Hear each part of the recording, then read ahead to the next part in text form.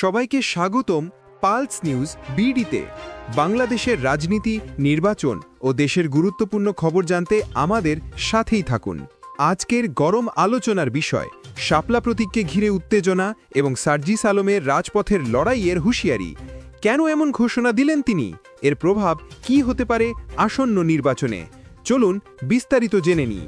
বুধবার ২৪ সেপ্টেম্বর রাতে সিলেটের সাংগঠনিক সফরে এসে সাংবাদিকদের সঙ্গে মত বিনিময়কালে জাতীয় নাগরিক পার্টির এনসিপির উত্তরাঞ্চলের মুখ্য সংগঠক সার্জিস আলম স্পষ্ট ভাষায় বলেন, নির্বাচন কমিশন যদি অন্যায় সিদ্ধান্ত চাপিয়ে দেয় তাহলে শাপলা প্রতীকের জন্য রাজপথের লড়াই হবে।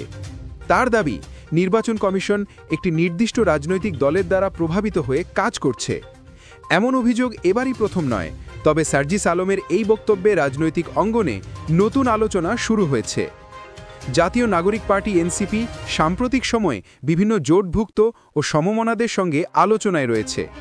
গণ অধিকার পরিষদের সঙ্গে একীভূত হওয়ার বিষয়েও ইতিবাচক আলোচনা চলছে। এছাড়াও এবি পার্টি ও বাংলাদেশপন্থী অন্যান্য দলের সঙ্গেও সংলাপ অব্যাহত আছে। সার্জিস আলমের এই বক্তব্য শুধু একটি প্রতীক নিয়ে লড়াই নয়, বরং আসন্ন নির্বাচনের মাঠে একটি বড় রাজনৈতিক জোট গঠনের সম্ভাবনাকেও সামনে নিয়ে আসছে। এর আগে সুনামগঞ্জের এক সভায় সার্জিস আলম বলেন, ২৪-এর গণ অভ্যুত্থানে হাজারো মানুষকে হত্যাকারী আওয়ামী লীগ বাংলাদেশে আর কোনো নির্বাচনে অংশ নিতে পারবে না। আওয়ামী লীগকে দল হিসেবে বিচারের পাশাপাশি নিষিদ্ধ করতে হবে। এই বক্তব্যকে ঘিরে সামাজিক যোগাযোগ মাধ্যমে তুমুল আলোচনা চলছে। অনেকেই বলছেন এটি বাংলাদেশের আসন্ন নির্বাচনে নতুন উত্তেজনার জন্ম দিতে পারে।